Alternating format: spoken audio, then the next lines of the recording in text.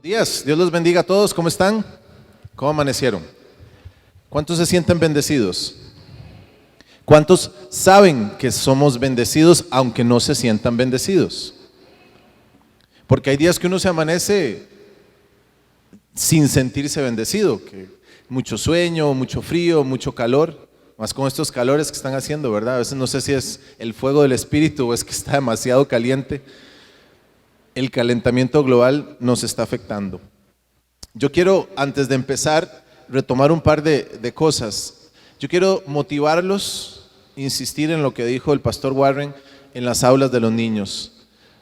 Tenemos que entender que estamos en los últimos tiempos y yo creo que ya lo hemos entendido, ya lo hemos estado aprendiendo.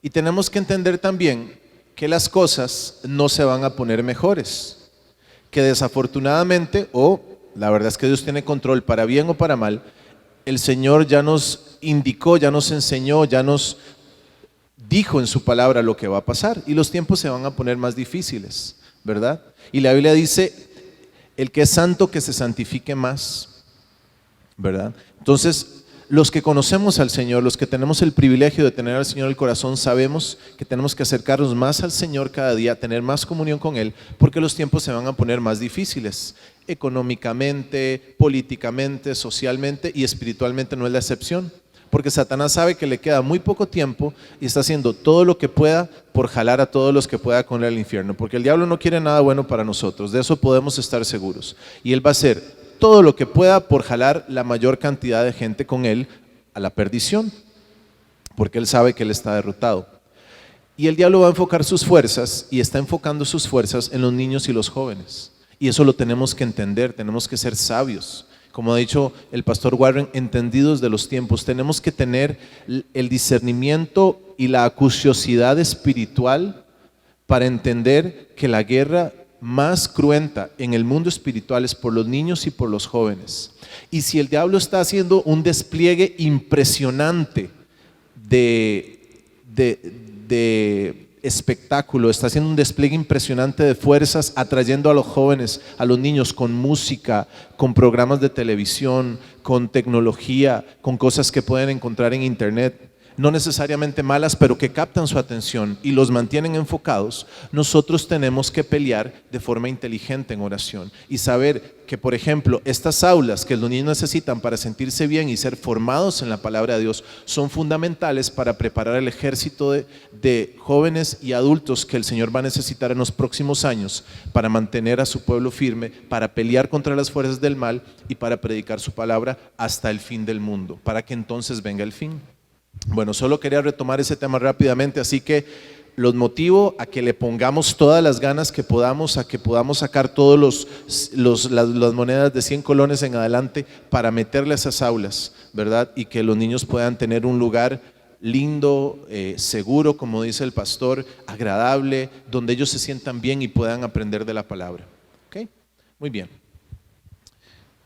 Y lo otro que decía el pastor Warren es que la hermana María lo que tiene es una bursitis, la articulación de la cadera que se pega en el hueso de la pelvis, es un hueso en forma de puño que se mete ahí, entre ambos huesos hay una bolsita que lubrica para que se mueva bien el hueso, ¿verdad? Y no raspe, pero cuando el hueso se va desgastando por motivo de la edad, digamos, no estoy diciendo vieja, pero por motivo de la edad se va desgastando el hueso, entonces esa bolsita se va inflamando porque el roce es más fuerte. Entonces eso es lo que doña María los tiene para que oren específicamente por eso, ya lo saben científicamente.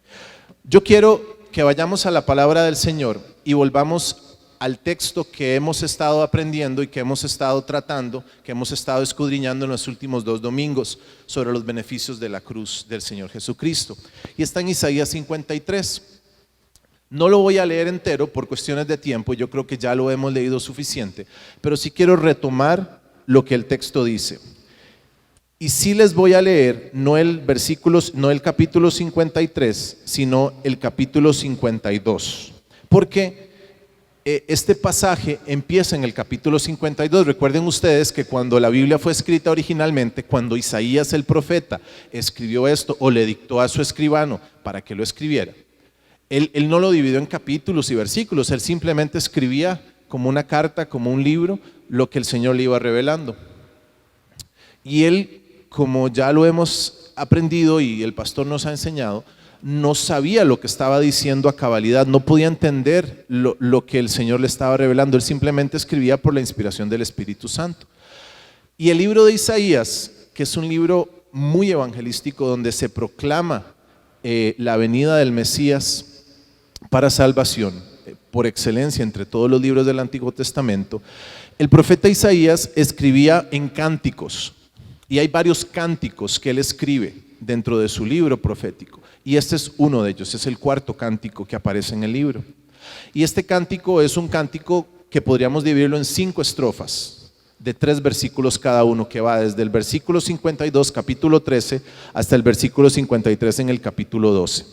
Y dice Isaías 52, 13: He aquí mi siervo será prosperado, será engrandecido y exaltado y será puesto muy en alto. ¿Cómo se asombraron de ti muchos? De tal manera fue desfigurado de los hombres su parecer y su hermosura más que la de los hijos de los hombres. Así asombrará él a muchas naciones, los reyes cerrarán ante él la boca, porque verán lo que nunca les fue contado y entenderán lo que jamás habían oído. Esta primera estrofa de 3 versículos de este texto, de este cántico, es la que hace un resumen de todo lo que va a hablar después.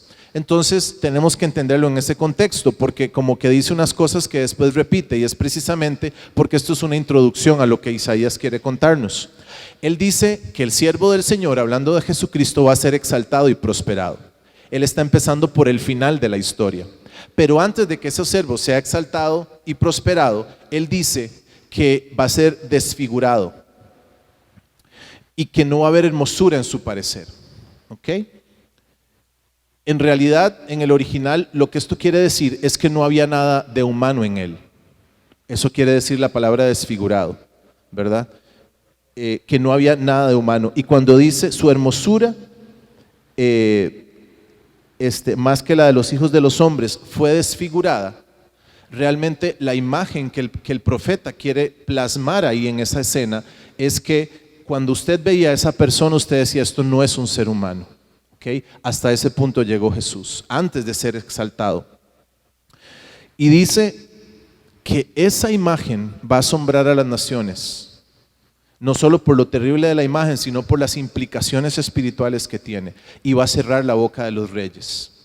O sea, estamos hablando de que este sacrificio donde Jesús llegó a ser menos que un ser humano en su aspecto, se extendió a todas las naciones. Entonces estamos hablando de un sacrificio que se extiende a todos nosotros y a todas las naciones de la tierra, incluyendo los reyes. Cuando habla de los reyes está hablando de las figuras de autoridad. O sea que no hay nada por encima de este sacrificio de Cristo en la cruz. Dice que verán y entenderán lo que no les fue contado. ¿Y eso qué quiere decir? Que aún en los lugares donde tal vez nunca ha llegado el Evangelio, en la forma en que nosotros lo entendemos, en que tal vez nunca ha llegado la Biblia, la palabra de Dios en una forma impresa, escrita, como nosotros la entendemos, el solo hecho de ver a Jesucristo y de predicar a Jesucristo crucificado es suficiente para que ellos entiendan y para que todo el mundo entienda lo que nunca nadie les había enseñado, y para que vean lo que nunca antes habían oído de ninguna parte. ¿Sí? Entonces, lo importante de este sacrificio es que abarca a todas las naciones. ¿Sí? Ok. En los primeros 3 versículos del capítulo 53, dice que este siervo, que es Jesús, hablando el profeta del siervo de Dios que se personifica en Jesús, salió como un renuevo en tierra seca. ¿Y esto qué quiere decir? Que salió como de la nada, que llegó a un lugar donde ni pena ni gloria. O sea que Jesús escogió nacer en un lugar insignificante. Nazaret era uno de los pueblos más insignificantes de Israel. Y la Biblia sigue diciendo en el versículo 2 que no había parecer en él, no había hermosura. Le veremos más inatractivo para que le deseemos.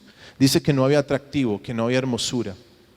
Y esto lo que quiere decir no es solo lo que decía en el pasaje anterior, donde él llegó a ser menos que un humano porque fue totalmente desfigurado.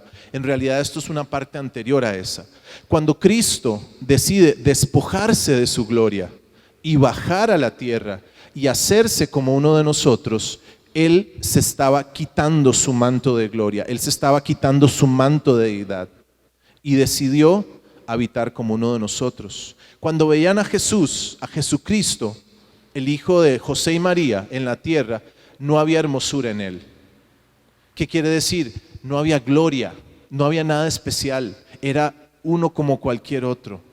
Él decidió despojarse de toda su gloria, decidió hacerse hombre y decidió no valerse ni en 1% de su deidad, de su poder, de su autoridad, de su majestad para presentarse ante la humanidad.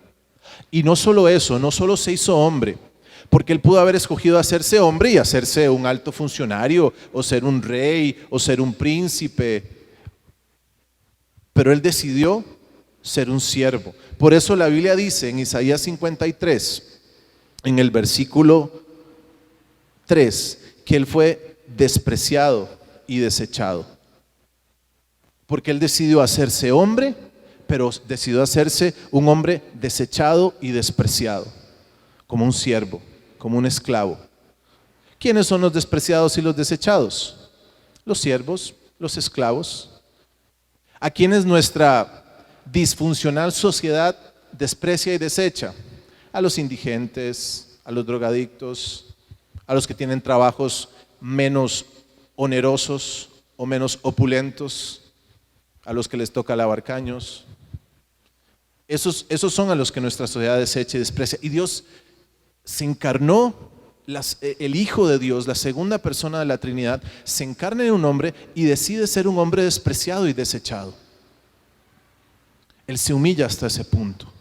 Y va más allá, porque Isaías sigue diciendo que Él es varón de dolores y experimentado en quebrantos. Otra versión dice experimentado en sufrimientos. Y cuando dice sufrimiento, no se refiere solo a sufrimiento físico. En el original la palabra se refiere a sufrimiento mental. Entonces no solo decide hacerse hombre, encarnarse en un hombre, no solo decide hacerse un hombre despreciado y desechado, un siervo, sino que además decide sufrir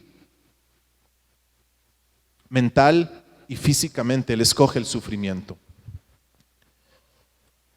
hasta el punto que nadie le quería ver, que eso es lo que dice el versículo. Él escogió sufrir y no lo estimamos, dice el versículo 3. Y va más allá, porque ahora sí quiero entrar en lo que vamos a ver hoy, porque él dice la Biblia en la tercera estrofa de este canto que les hablo, que esto es como un canto, la tercera estrofa que va del versículo 4 al 6, dice: uno, ¿qué es lo primero que dice? Que hizo el siervo de Dios, Jesucristo hecho hombre, cuando escogió ser varón de dolores, cuando escogió experimentar quebranto y sufrimiento. ¿Qué fue lo primero que Él ganó por nosotros? Él dice: llevó nuestras enfermedades. Pero no solo llevó nuestras enfermedades, también sufrió nuestros dolores, porque son dos cosas diferentes. Alguien puede tener una enfermedad, pero alguien también puede tener simplemente dolor, tanto físico como emocional, pero vamos a hablar del dolor físico. Entonces, Él no solo llevó nuestras enfermedades, sino que también llevó nuestros dolores. Porque como decía Warren ahora, ok, si yo tengo un cáncer o yo tengo una enfermedad muy grave, sí, yo necesito sanidad. Es claro, es lógico, voy a venir.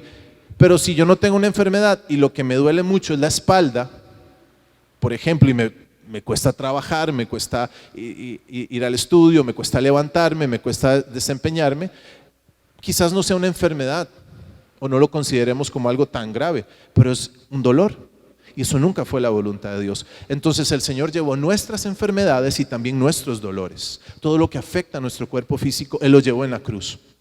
Dice que Él fue herido por nuestras rebeliones, molido por nuestros pecados. Y eso ya lo vimos en los 2 domingos anteriores, que el Señor pagó el precio de nuestra salvación, que es el primer beneficio, y pagó el precio de nuestra libertad, que es el tercer beneficio. Porque Romanos 5, 6 al 8 dice: porque Cristo, cuando aún éramos débiles, a su tiempo murió por los impíos. Y dice: aún por un justo quizás alguien muera, pero por los impíos. Y el versículo 8 dice: mas Dios muestra su amor para con nosotros en que cuando aún éramos pecadores, y seguimos siendo pecadores, porque no importa en qué momento de tu vida haya sido, siempre se va a aplicar el sacrificio de Cristo. Él murió por nosotros. Entonces Él decidió hacerse hombre, siervo, experimentar quebranto para llevar nuestras enfermedades y para cargar nuestras rebeliones. Y dice la Biblia que nosotros le tuvimos por azotado de Dios y abatido. El profeta está escribiendo desde el punto de vista de los israelitas, del pueblo de Israel. ¿Y qué es lo que pasó? Que para el pueblo de Israel, cuando Jesús fue crucificado, lo que hicieron fue decir, este seguro hizo algo muy malo porque Dios lo castigó. Cuando no entendían, y a veces nosotros tampoco entendemos, que eso que Él estaba sufriendo era por amor a nosotros, por nuestra libertad, por nuestra salvación, por nuestra sanidad. Él escogió sufrir por amor a ti, porque era la única forma que podíamos tener redención. Sigue diciendo el profeta, en quinto lugar, el castigo de nuestra paz fue sobre Él. Nuestra paz ya fue pagada por Él. Y por su llaga fuimos nosotros curados. Y termina y cierra esa estrofa. Y a mí me gusta mucho este pasaje, ese versículo que dice, por su llaga fuimos sanados. Porque si la Biblia dice algo en dos lugares diferentes, es porque tiene mucha importancia. Si Él dice que ya Él cargó nuestras enfermedades y nuestros dolores, ¿por qué vuelve a decir que por su llaga fuimos nosotros sanados? Y yo quisiera llevarlos un poco al original en arameo de la palabra llaga o herida, se traduce en otro lugar, en otras versiones. Este término llaga se usaba para describir las ataduras de un preso o de un prisionero, o las ataduras, por ejemplo, de un crucificado, porque el crucificado, aparte de los clavos, lo amarraban con cuerdas fuerte en sus manos y sus pies para que el cuerpo no se cayera si se desgarraba el clavo. ¿Sí? Entonces, cuando dice llaga, el profeta Isaías, cientos de años antes de que fuera ejecutada la crucifixión de Cristo, él se refiere a las ataduras y a las marcas, al verdugón, a las llagas, a la herida que deja esa atadura, esa cuerda, esa ligadura.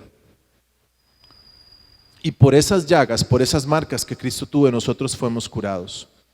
Si ustedes se ponen a analizar la pasión y la crucifixión de Cristo en los evangelios, se van a dar cuenta que Jesús sufrió las 5 heridas que en la medicina moderna están descritas. Hay 5 heridas que puede sufrir un cuerpo cuando es golpeado, cuando hay un accidente, ¿verdad? Cuando hay una agresión. Hay 5 tipos de heridas y Jesús sufrió las 5. Lo pueden apuntar, no vamos a verlo por cuestión de tiempo. Pero Jesús sufrió laceraciones. Mateo 27:26, Él fue azotado. Una laceración es como un raspón, ¿verdad? Lo que hace un látigo que se mete en la piel porque tiene unos pequeños picos, unas púas y arranca pedazos de piel. Eso es una laceración. Cuando un chiquillo se cae y se raspa, que queda, como dicen los abuelitos, todo chollado, eso es una laceración superficial en la piel. Jesús sufrió laceraciones cuando fue azotado. También sufrió contusiones. Una contusión es un golpe en seco, un golpe con un objeto romo, con un objeto que no es punzante.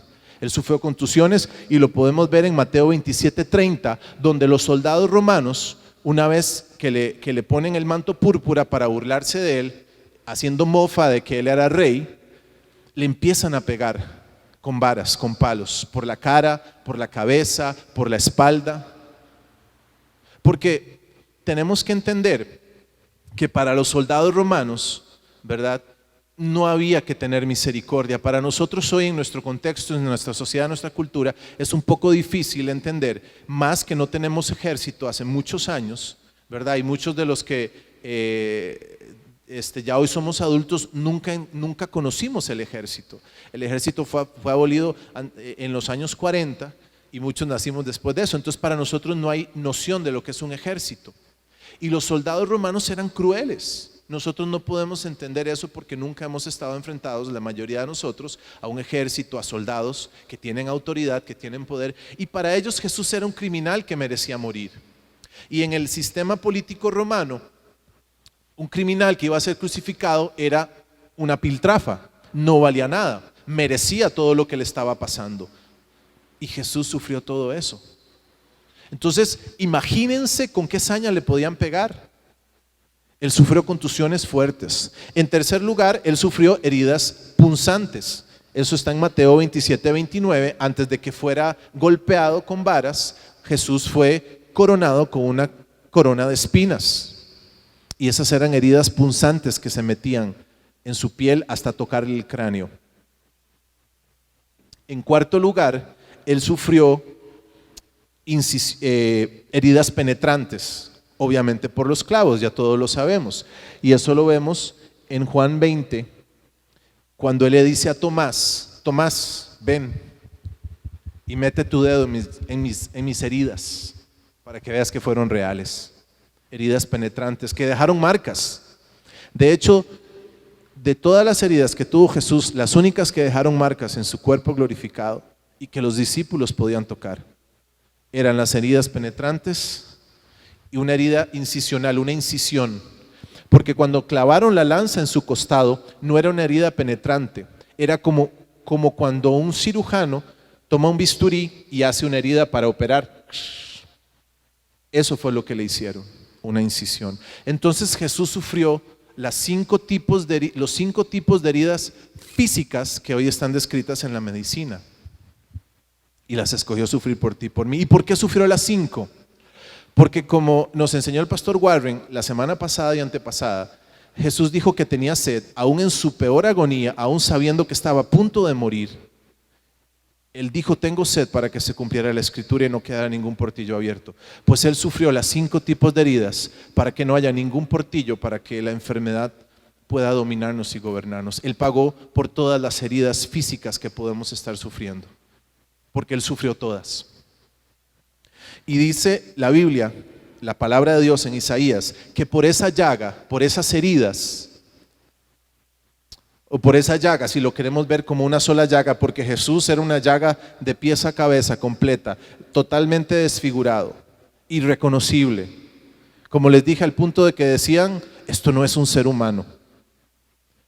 Y por esa herida que él se hizo, porque él fue hecho herida, así como fue hecho pecado, fue hecho herida, fue hecho llaga, fuimos nosotros sanados. Y cuando dice sanados o curados, en el original, la palabra que usa el profeta es Rafa. No es un curar de curar una herida o de poner aceite o bálsamo en las heridas, que era un término que también se usaba. Cuando él dice Rafa, es el mismo nombre que Dios se da cuando dice: yo soy Jehová Dios, tu sanador, tu Rafa. Y esa palabra Rafa no quiere decir solo curar o sanar, quiere decir restaurar completamente.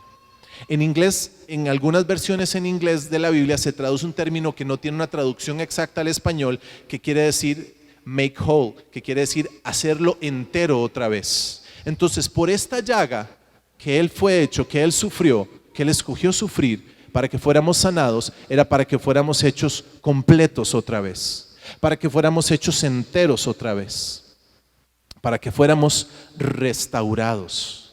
A veces tenemos el concepto de restaurar como cuando alguien restaura una pintura o como cuando alguien restaura una casa antigua, ¿verdad? Pero el concepto que Dios quiere que entendamos, la idea de restaurar, es hacerte entero desde adentro otra vez, recomponerte desde tu interior y volverte a ser de una sola pieza. Si estás quebrantado, si estás herido, si estás fragmentado en tus emociones, en tu cuerpo, donde sea, Él quiere hacer una sola pieza otra vez de tu cuerpo, de tu vida, de tu alma. Y por eso es que Él sufrió, porque te amó. Él sufrió y fue hecho llaga. Y finalmente termina diciendo el profeta que todos nos descarriamos, pero aún así Jesús escogió ser cargado con todo nuestro pecado por parte del Padre. La cuarta estrofa de los versículos 7 al 9 dice que Él cayó, enmudeció, no se quejó como una ovejita, y Él fue contado como pecador, como criminal, muriendo en una cruz aún sin haber maldad en Él, y fue cortado de la tierra, fue arrancado de la tierra. Él entregó su espíritu y Él fue cortado de la tierra en ese momento. Y esto es la culminación de su entrega suprema.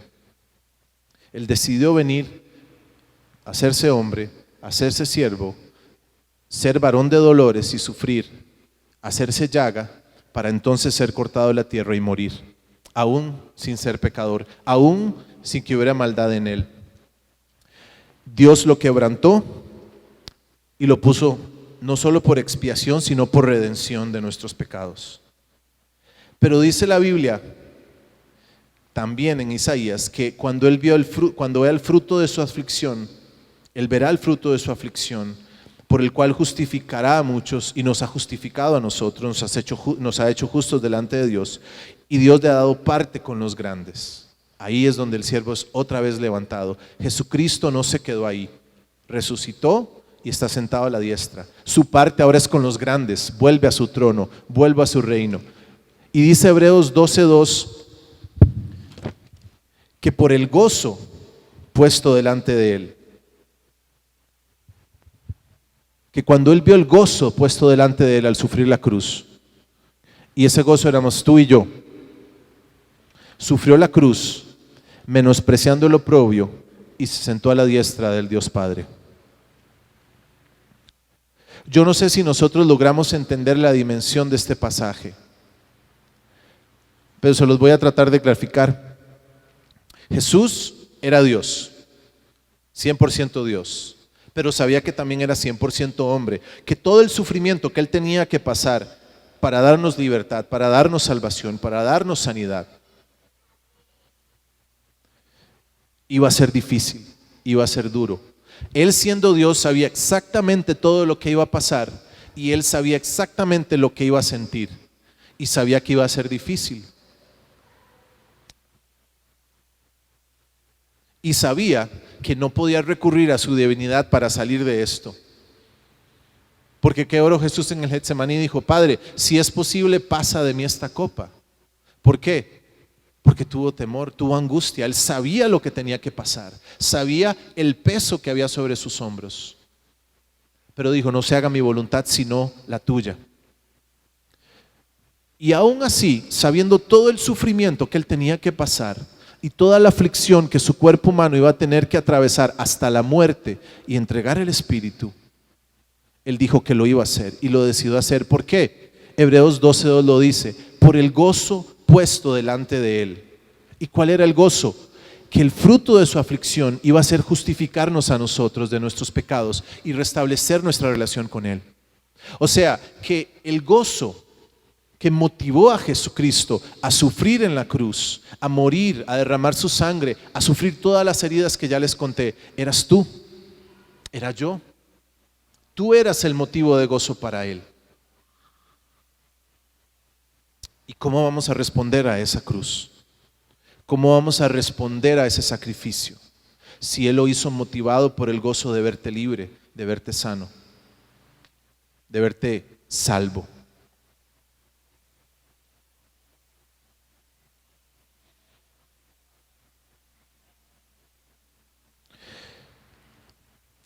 Ya les conté, ya les expliqué qué fue lo que Jesús ganó por nosotros, ganó nuestra sanidad. Pero para que podamos entender plenamente qué fue lo que él ganó en la cruz del Calvario, que es lo que habla Isaías, necesitamos entender qué fue lo que perdimos y cómo fue que lo perdimos. Entonces yo quiero llevarlos a Génesis 3.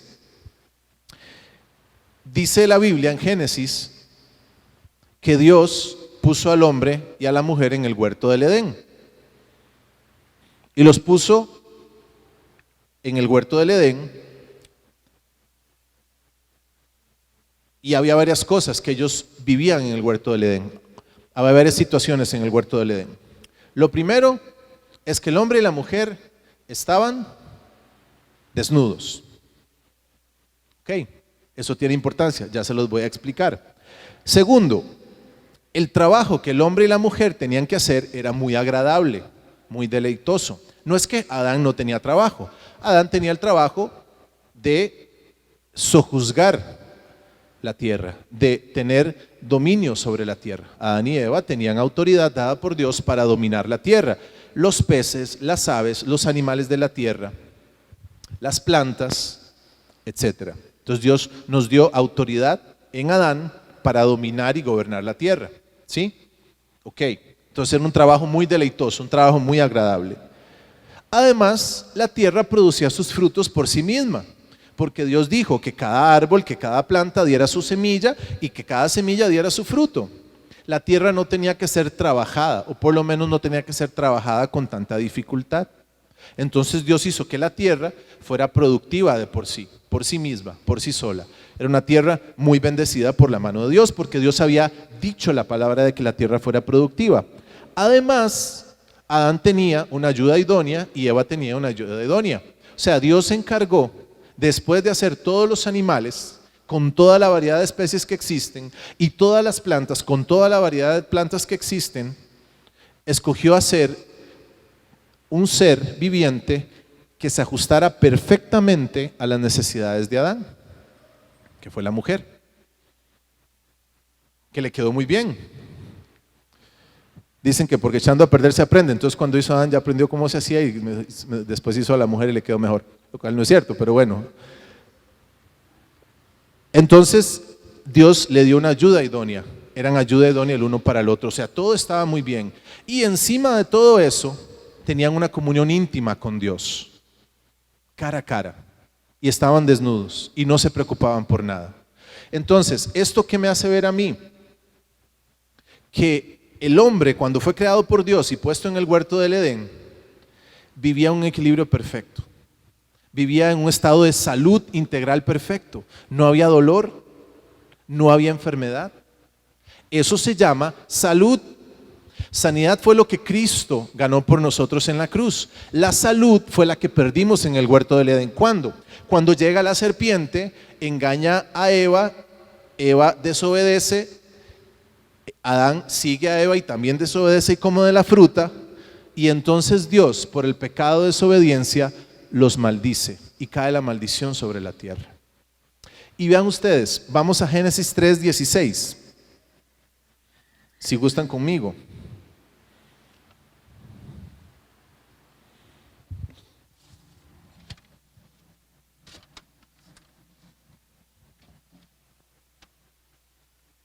En Génesis 3:16, después de que Dios interroga al hombre a ver qué fue lo que pasó, aunque él ya sabía, y Adán le echa la culpa a Eva, Eva le echa la culpa a la serpiente, y la serpiente pues de ni modo no tuvo quien echarle la culpa.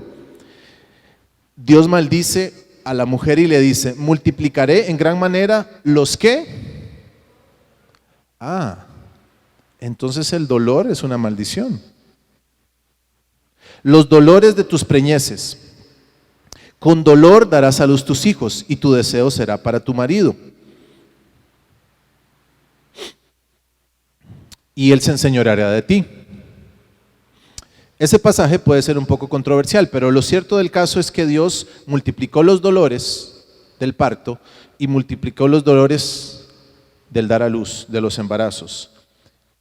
Y cuando dice el deseo de tu marido será para él y que él se enseñoreará de ti, muchos estudiosos lo que dicen es que la intimidad sexual, que en el huerto del Edén era perfecta, en equilibrio perfecto, se rompió, se desequilibró, se resquebrajó. Y la intimidad sexual que fue intencionada por Dios como una forma suprema de conectar a la pareja, sí, en el matrimonio, se resquebrajó y se volvió un tema complicado, dificultoso. Y sabemos todas las consecuencias de eso. Pero bueno, el punto es que Dios maldijo a la mujer con dolor y con dificultad. Y al hombre le dijo: por cuanto obedeciste a la voz de tu mujer y comiste del árbol de que te mandé diciendo: no comerás de él, maldita será la tierra por tu causa. Ojo, la tierra.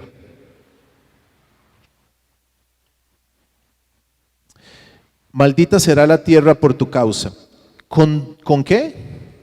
Con dolor comerás de ella todos los días de tu vida, espinos y cardos te producirá y comerás plantas del campo. Con el sudor de tu rostro comerás el pan hasta que vuelvas a la tierra, porque de ella fuiste tomado, pues polvo eres y al polvo volverás.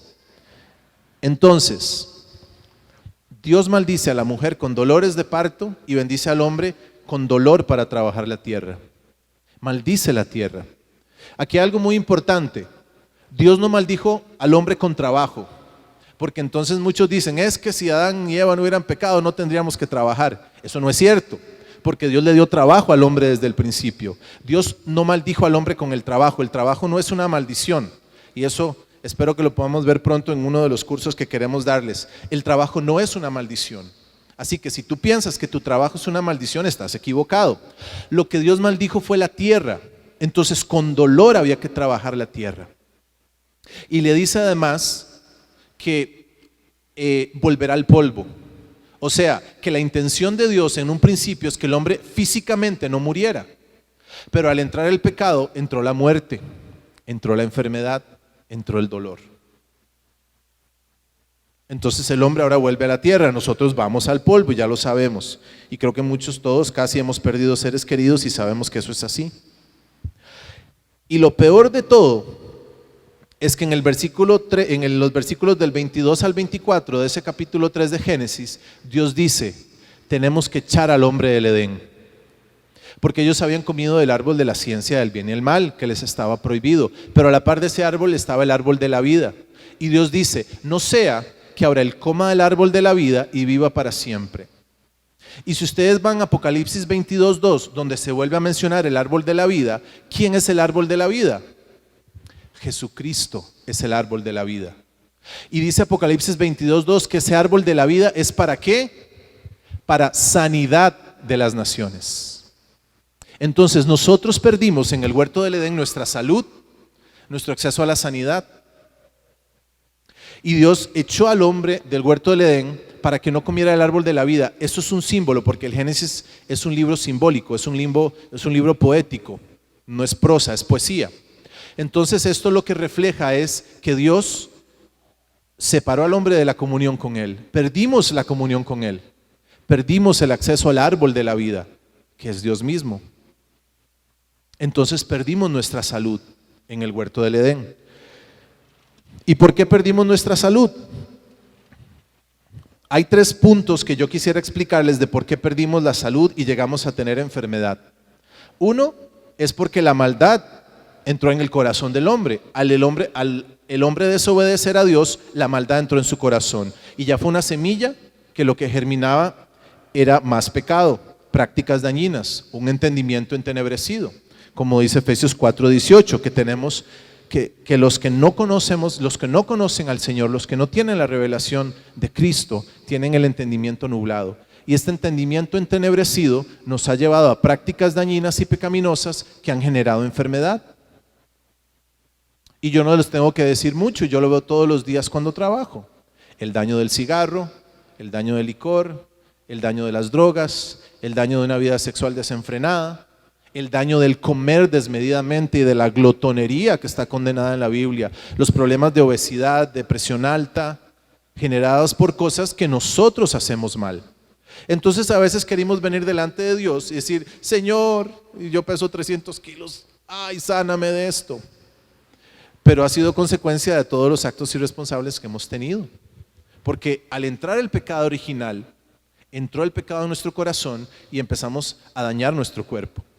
Número 1. Número 2. ¿Cómo estaban el hombre y la mujer en el huerto del Edén? Desnudos, no tenían ropa. Ahora necesitamos cubrirnos. Pero a mí esto de lo que me habla es que el sistema inmunológico del hombre, cuando Dios lo creó, era un sistema inmunológico perfecto, que defendía el cuerpo de toda enfermedad, de cualquier alteración. De hecho, eso es lo que hace nuestro sistema inmunológico. Ustedes saben que el sistema inmunológico nos protege de las infecciones, pero también nos protege de los tumores malignos, del cáncer y de otra serie de enfermedades. Hay una gran serie de enfermedades que son porque tenemos un sistema inmunológico dañado. Hay otra serie de enfermedades que son porque tenemos un sistema inmunológico que más bien es excesivamente fuerte contra ciertas cosas y nos daña el cuerpo. Entonces nuestro sistema inmunológico se perdió.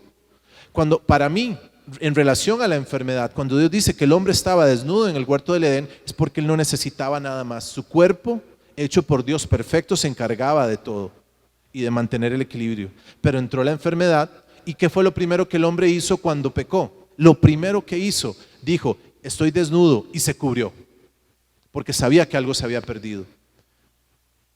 Ya después Dios llegó y quitó las hojas de higuera con las que el hombre se había cubierto y le puso una piel de oveja. o piel de un animal, símbolo del sacrificio de Cristo, que tuvo que ser sacrificado como un cordero para cubrir nuestra enfermedad.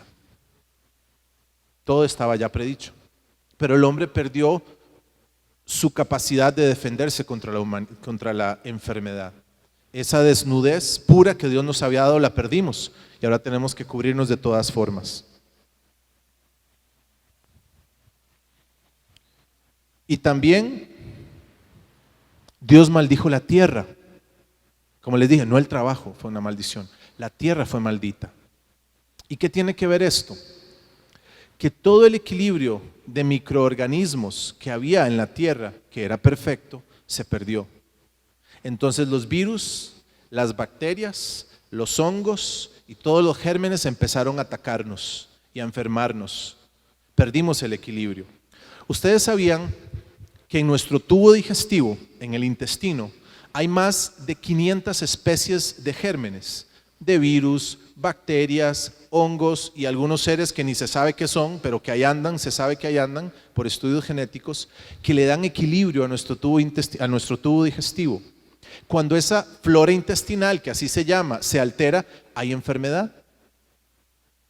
En las células hay una estructura que se llama la mitocondria, que es la fábrica que produce sustancias para mantener las células activas y sanas y funcionando, ¿sí? Se cree, los que estudian esto profundamente, los biogenetistas, creen que la mitocondria era una bacteria que en un equilibrio simbiótico con el hombre, de cooperación, de tú me ayudas y yo te ayudo, se incorporó a la célula para darle una función a la célula que el hombre no tenía. Entonces, esto a mí de lo que me habla en la perfecta y maravillosa creación de Dios, que es nuestro cuerpo, es que las bacterias, los gérmenes, los microorganismos que Dios puso en este planeta, era para que trabajaran en conjunto con nosotros. Pero al quedar la tierra maldita por el pecado del hombre, ese equilibrio se perdió y entró la enfermedad. Entonces, volvemos al punto, en el Edén, cuando el hombre y la mujer pecaron y heredaron su pecado a toda la humanidad, perdimos nuestra salud. Por eso Cristo la ganó de vuelta en la cruz, porque ya la había dado primero. ¿Sí?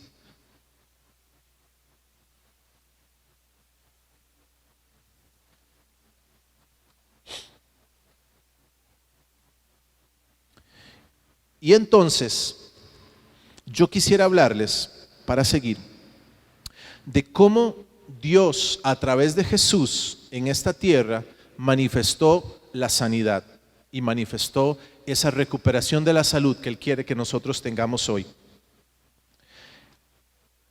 En la Biblia se registran 23 milagros de sanidad de Jesús.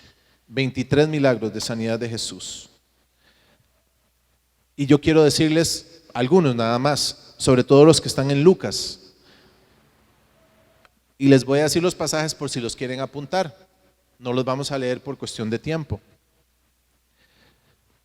Y escojo los de Lucas porque Lucas era médico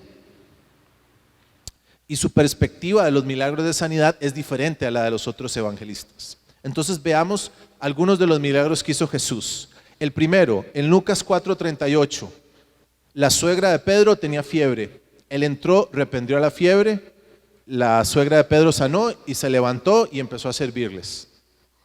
Yo no sé si Pedro se resintió con Jesús por haber sanado a la suegra, ¿verdad?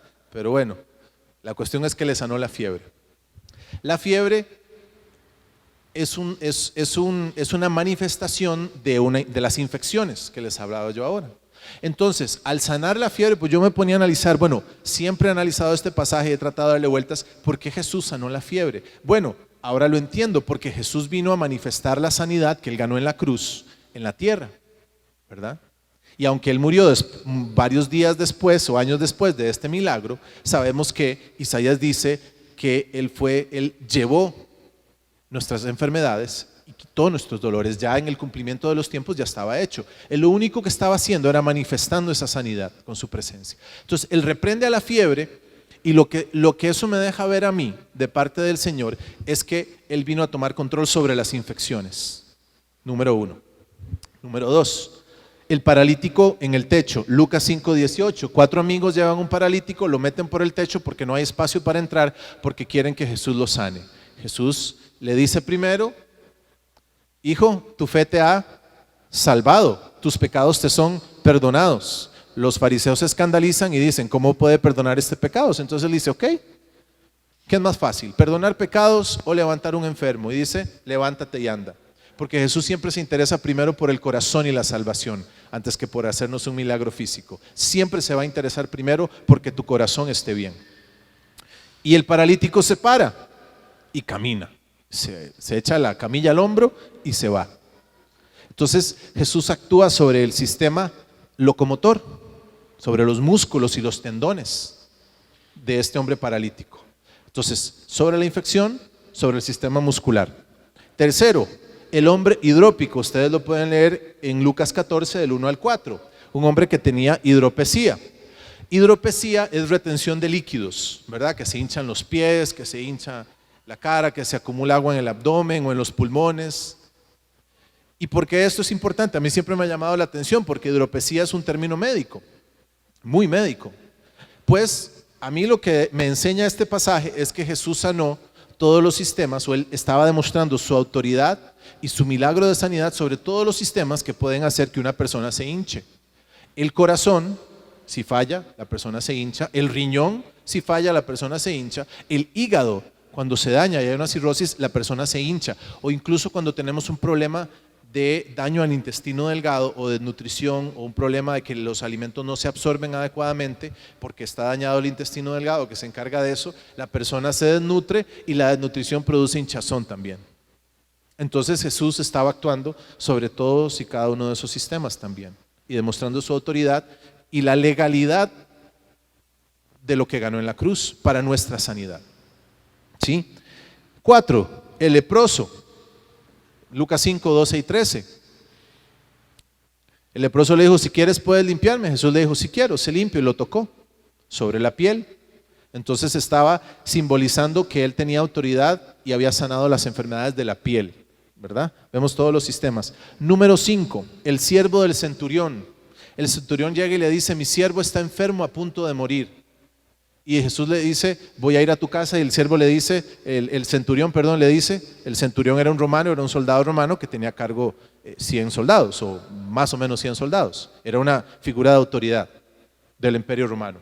Y le dice: no soy digno de que entres a mi casa, solo manda la palabra y mi siervo sana. Ahorita vamos a ver qué implicaciones tiene esa fe. Pero lo importante es que el siervo, el punto que quiero hacer es que el siervo tenía una enfermedad grave y estaba a punto de morir. ¿Cómo se llama una enfermedad que tiene a alguien a punto de morir? Una enfermedad terminal. Entonces Jesús tenía autoridad sobre las enfermedades terminales también, y es lo que me demuestra en ese milagro del siervo. Seguimos, número 6, la mujer con el flujo de sangre. No tengo que ir muy largo, ya conocemos la historia. Control sobre el aparato ginecológico, todo lo que es el aparato ginecológico y las vías urinarias. Él hizo el milagro en la mujer también. Número 7, el hombre con la mano paralizada. Lucas 6 del 6 al 10. Un hombre con la mano paralizada, Jesús la sana y él puede mover. Tiene autoridad y demuestra sanidad sobre el sistema nervioso que controla los movimientos de la mano. ¿Sí?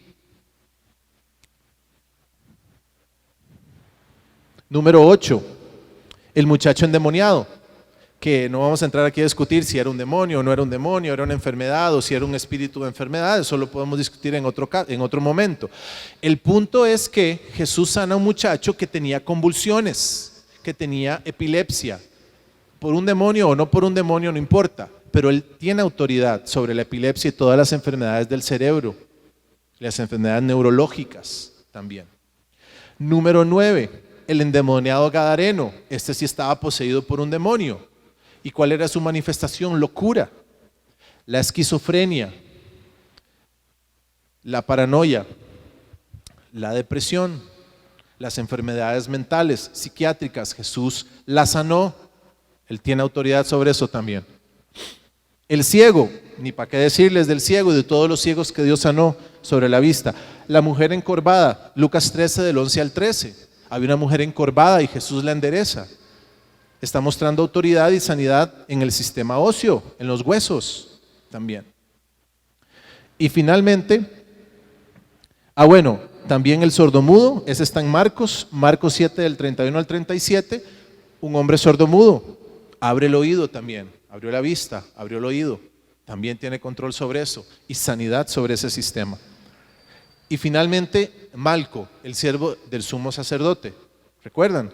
Cuando llegan a arrestar a Jesús, Pedro, el querido Pedrito, que era impulsivo, que era agresivo, que hablaba más de la cuenta, saca la espada y le corta la oreja al siervo del sumo sacerdote que se llamaba Malco. ¿Y qué hace Jesús? Toma la oreja y se la vuelve a pegar. Entonces él tiene control también sobre los accidentes, las amputaciones, los traumas, las fracturas. Entonces, esos milagros, que son solo algunos, no son todos, de los que hizo Jesús de sanidad, solo estábamos hablando de milagros de sanidad, a mí me dejan ver que cuando él sufrió esas 5 heridas, contusiones, laceraciones, heridas penetrantes, heridas punzantes y contusiones en su cuerpo, él las manifestó el fruto de su aflicción, lo que él ganó legalmente en la cruz cuando vino a esta tierra, y dejó muy claro que él tenía autoridad para sanar todos los sistemas de nuestro cuerpo. No hay uno que se quede por fuera.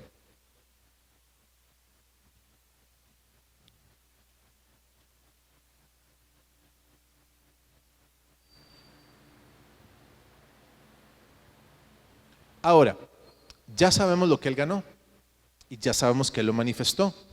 Ya sabemos cómo lo perdimos y dónde lo perdimos. Ahora, ¿qué nos toca a nosotros? La Biblia siempre me enseña a mí, y yo he aprendido que la Biblia y el Señor siempre me enseña que hay una parte que le toca a Él, pero hay una parte que me toca a mí. Las cosas no se dan por arte de magia. Él murió en la cruz porque nadie lo podía hacer, solo Él. Pero a partir de ahí yo tengo una parte que hacer. Entonces, si yo quiero apropiarme de esta sanidad, para mí, para mi vida, necesito hacer cosas, ¿sí? Si yo quiero sacar un título, yo tengo que estudiar. Si yo quiero cosechar frijoles, tengo que sembrar los frijoles.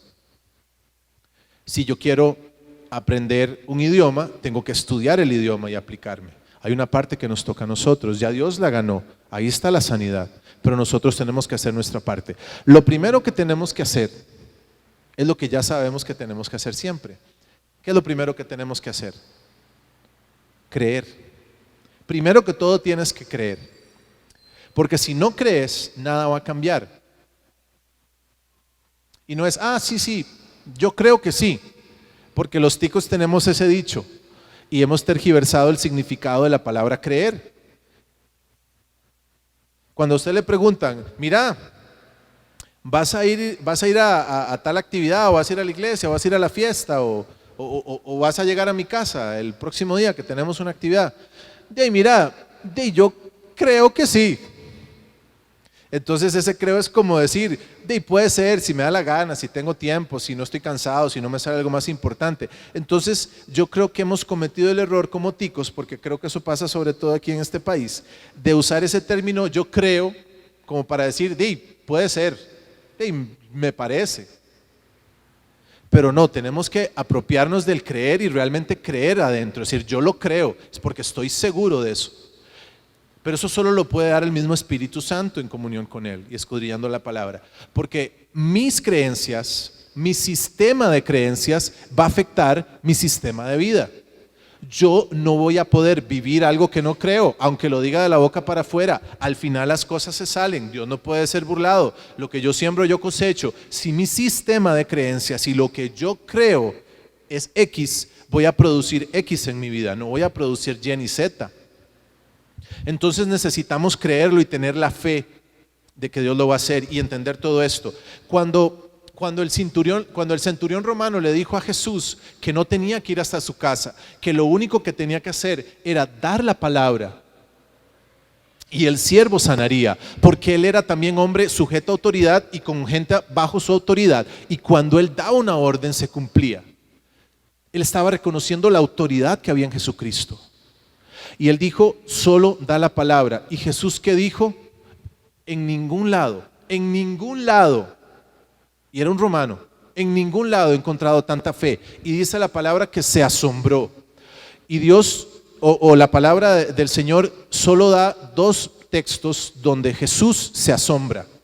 Uno es este, por la fe del centurión. Y el otro está en Marcos 6 del 4 al 5, donde él está en Nazaret, su tierra natal, y más bien encuentra más oposición, más resistencia, más dificultad de ejercer su ministerio. Y él dice, ninguno es profeta en su propia tierra. Y la Biblia dice, esa es la segunda vez que dice, es el segundo texto donde dice que Jesús se asombra de la incredulidad de ellos. Y dice la Biblia que no pudo hacer más que algunos milagros y sanar a algunos enfermos por la incredulidad. No pudo sanarlos a todos, como dicen otros textos, que Jesús llegaba a un lugar y sanaba a todos los enfermos. Entonces, ¿qué me enseña esto? ¿Qué es lo que asombra a Dios? ¿Tu fe o tu incredulidad? Y no es que nuestra fe va a torcer el brazo de Dios, no. Ni que nuestra oración pretende torcerle el brazo a Dios y hacer lo que queramos. Nuestra fe y nuestra oración, por consecuencia, porque como les digo, mi sistema de creencias, mi fe marca mis actos y mi estilo de vida, entonces marca mi oración. Lo que pretende hacer el Señor enseñarnos, lo que quiere enseñarnos es que lo que esto pretende hacer es que mi fe y entonces mi oración se alineen a su voluntad. Es diferente que cuando yo llego, Dios, dame aquí, dame allá, y tengo esto y necesito acá, y hazme esto porque yo soy tu hijo y me merezco esto y lo necesito y ya. Diferente cuando mi fe, mi sistema de creencias está alineado a la palabra de Dios y entonces se alinea a su voluntad y mi oración va a ser conforme a su voluntad. Por eso necesitamos tener nuestra fe firme y nuestro sistema de creencias firmes. Y entro al segundo punto de cuál es nuestra parte. Apropiarnos de esta sanidad viviendo la palabra. Porque mi fe no se va a fortalecer si yo no escucho la palabra. La fe viene por el oír la palabra de Dios. Por el escudriñar, el estudiar la palabra de Dios. Dijo Jesús en Juan 6:63, las palabras que os he hablado son espíritu y son vida. La vida de Dios, espiritual, emocional, física, para nosotros está en su palabra. Ahí tiene que fundamentarse nuestra fe. Tercer lugar, ¿cuál es nuestra parte? A veces tenemos que buscar ayuda. A veces necesitamos pedir apoyo. Bueno, apoyo anda por ahí, sí está bien, ya llegó, pero no, el otro tipo de apoyo. Necesitamos pedir consejo, necesitamos hablar con los líderes, con amigos cristianos, amigos que nos aman, familiares que nos aprecian. A veces necesitamos hablar con gente para que nos apoye en oración. Y a veces necesitamos ser ministrados y que alguien nos abrace y que alguien ore por nosotros. Tenemos que ser humildes y someternos los unos a los otros. No somos llaneros solitarios, como dijo el pastor hace 8 días. Necesitamos unos de los otros. Por eso Dios nos puso en comunidad. Busquemos la oración. ¿Qué dice Santiago? Santiago dice en el versículo 14 del capítulo 5 de Santiago que si alguno está enfermo, que llame a los ancianos, que les informe que está enfermo para que vengan, lo unjan con aceite y oren por su sanidad. Entonces Dios lo pone en su palabra. También necesitamos a veces pedir ayuda y pedir apoyo. A veces necesitamos ir al médico, ¿verdad? A veces tenemos el concepto, ¿verdad? No estoy haciendo cuñas publicitarias, pero si estamos enfermos, Dios ha puesto profesionales que nos pueden ayudar. Había enfermedades que están descritas en la Biblia que Jesús sanó, que hoy en día quizás son muy sencillas de resolver, porque Dios es Dios mismo, que el que tiene control y el que nos ha dado el conocimiento como humanidad, como seres humanos, para ir construyendo herramientas para ayudarnos a curarnos y para descubrir las enfermedades, de dónde vienen, por qué suceden y tener herramientas para tratarlas, ¿verdad? Y ese conocimiento es dado por Dios y tenemos que aprovecharlo. Hay casos en los que la ciencia llega hasta X punto y empieza solo Dios. Dios siempre está en todo el proceso, pero a veces Dios usa diferentes formas de hacerlo. Acuérdense ustedes que Jesús nunca sanó a 2 enfermos de una misma manera. A un ciego le puso las manos, a otro ciego le hizo barro y se lo untó y le dijo que se fuera a lavar al estanque. Y a otro ciego le escupió en los ojos. ¿Sí? Si fuera fútbol le sacan amarilla o roja, ¿verdad? Y lo castigan. Pero era Jesús, entonces podía hacerlo. Cuando ve a un leproso lo toca y lo sana.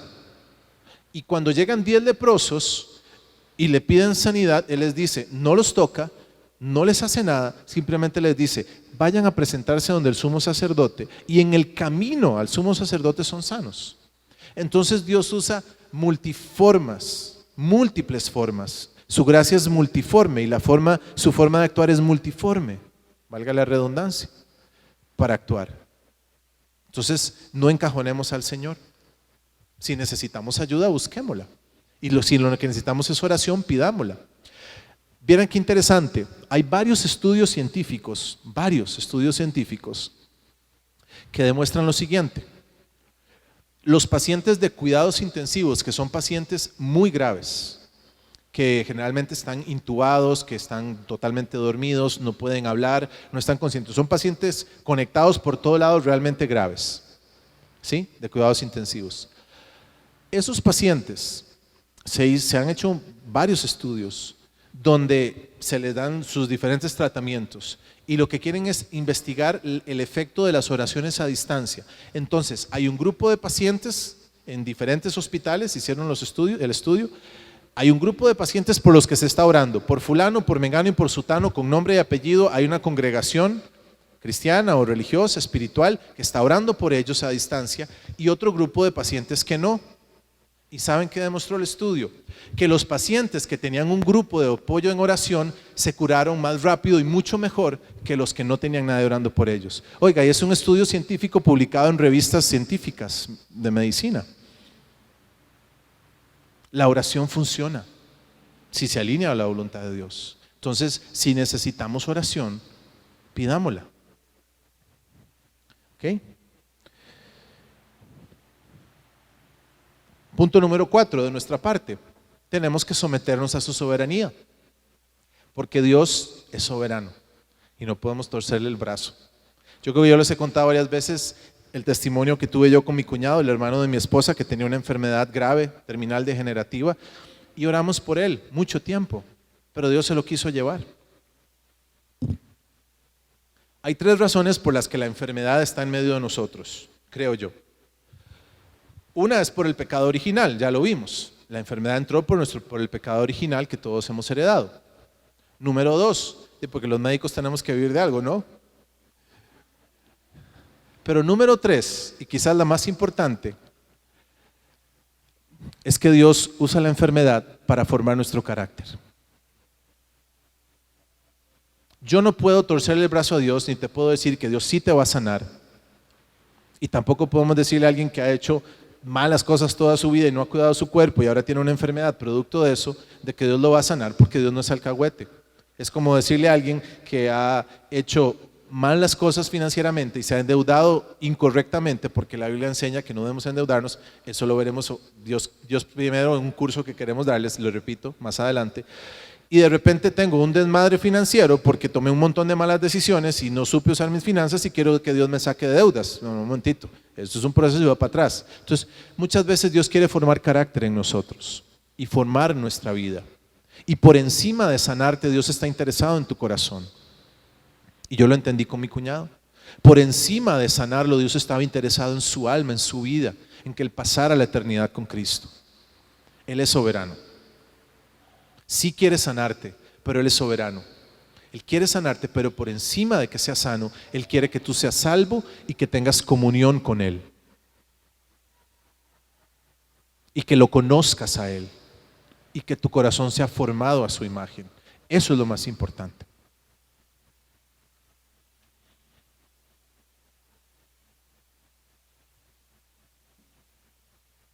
Otro punto de nuestra parte para la sanidad es que tenemos que ser agradecidos.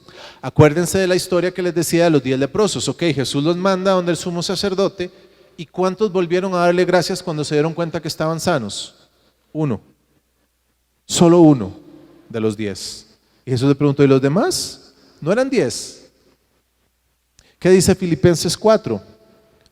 Por nada estéis afanosos, sino sean conocidas vuestras peticiones con toda oración y súplica, toda oración y con acción de gracias, porque ya Dios lo hizo. Entonces no importa nuestra situación, tenemos que ser agradecidos por la sanidad que Dios ya ganó legalmente en la cruz por nosotros. Y Él actuará a su tiempo. Él actuará a su tiempo. Y finalmente,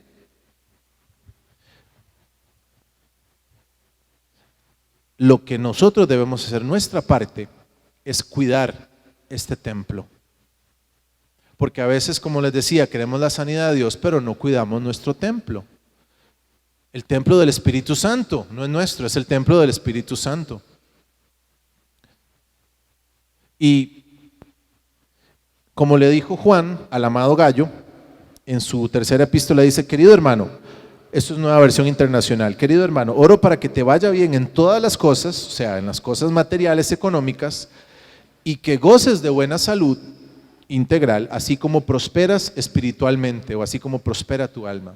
Entonces la intención de Dios es que nosotros tengamos salud integral, que no estemos desequilibrados. Pero nosotros tenemos que cuidar nuestro templo. Para yo obtener un resultado tengo que ejercer una acción, como les decía ahora. Si yo quiero cosechar, necesito sembrar.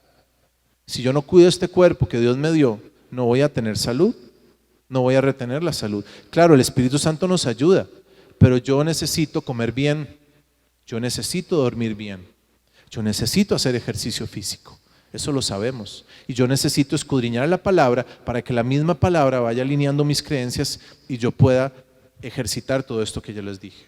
Tenemos también que cuidar la salud. Si estás haciendo algo hoy que sabes que es dañino contra tu salud, hoy es el momento de resolverlo. Y si necesitas sanidad, hoy es el momento de venir delante del Señor. Les voy a pedir que se pongan de pie, ya para terminar. Yo sé que el tiempo nos gana, pero no quiero dejar de pasar esta oportunidad de invitarlos a que cierren sus ojos y cada uno en intimidad. Si hay alguno aquí, no sé, pero si hay alguno que nunca había entendido el sacrificio de Cristo en la cruz, que nunca había hecho un compromiso delante de Dios por entregar su vida y aceptar este sacrificio, que levante su mano. Y si no, yo quisiera pedirte que con tus ojos cerrados, si tienes alguna enfermedad, si necesitas hoy sanidad, que pongas la mano en la parte afectada de tu cuerpo y vamos a hacer una oración conforme a lo que el Señor dice y de acuerdo a su soberanía. Padre Celestial, en el nombre de Cristo Jesús, sabiendo que legalmente tu palabra dice que tú llevaste nuestras enfermedades, sufriste nuestros dolores y pagaste el precio de nuestra paz, que por tu llaga, por tus heridas, hoy somos hechos enteros. Señor, yo pido que por medio de tu Espíritu Santo toques cada uno de los cuerpos enfermos y sanes cada uno de los sistemas y órganos y tejidos de nuestro cuerpo que tú, Señor, creaste y sobre los que tú tienes autoridad. En el nombre de Jesús te pido que tu toque de sanidad que legalmente ganamos en la cruz, en autoridad sobre la enfermedad, sobre el enemigo, declaro sanidad sobre estos cuerpos, sobre cada parte afectada. En el nombre de Cristo Jesús yo declaro tu sanidad, sabiendo que tú obrarás en tu momento, a tu tiempo, pero sabiendo, Señor, y con acción de gracias de que tú lo cumpliste en la cruz y que esta sanidad, que esta salud que tú recuperaste es para nosotros y que cada día la tenemos que vivir. Declaro esa sanidad y bendigo estas familias, Señor, para que haya bendición espiritual, bendición emocional, bendición física, material, económica, Señor, que podamos alinear nuestra fe a tu palabra y ver el fruto, Señor, de tu Espíritu en nuestras vidas y tu bendición. Te damos gracias como siempre, Señor, te damos toda la honra, te damos toda la gloria y a ti nos rendimos sabiendo que tú eres Dios y que fuera de ti no hay ningún otro y que en la cruz, en la bendita cruz con tu sangre ganaste, pagaste el precio por nosotros, redimiste nuestras vidas de la maldición, del pecado, de la esclavitud y de la enfermedad. Amén.